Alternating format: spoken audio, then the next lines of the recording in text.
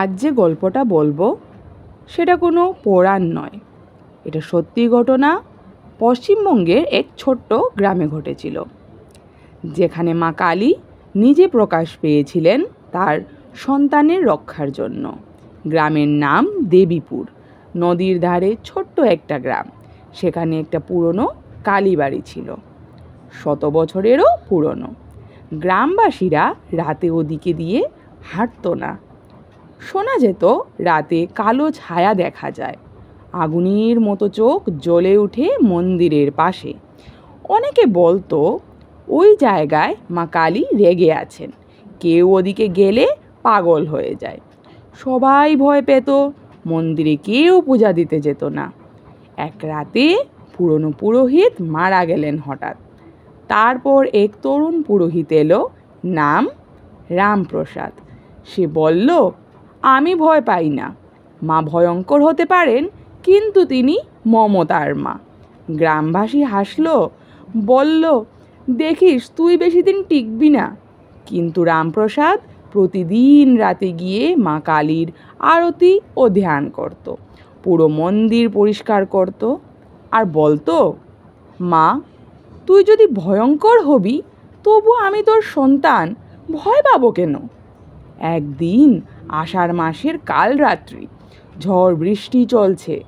মন্দিরের ভিতরে প্রদীপ নিভে গেল। হঠাৎ বাইরে বজ্রপাতের আলোয় দেখা গেল এক ভয়ঙ্কর রূপ। খোলা চুল, রক্তমাখা চোখ, হাতে ছিন্ন মুন্ডু, জিহ্বা বের করা।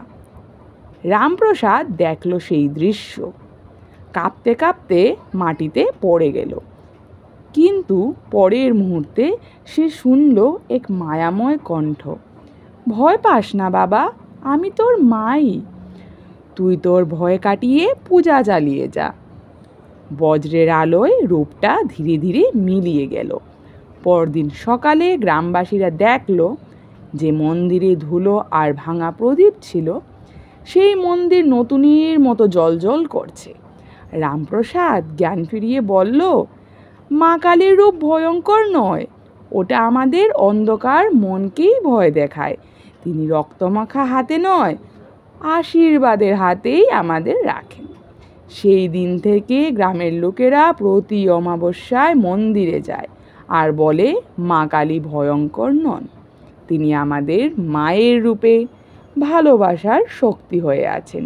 যে কাটা মুন্ডু তুমি দেখো, সেটা আমাদের অহংকারের প্রতীক।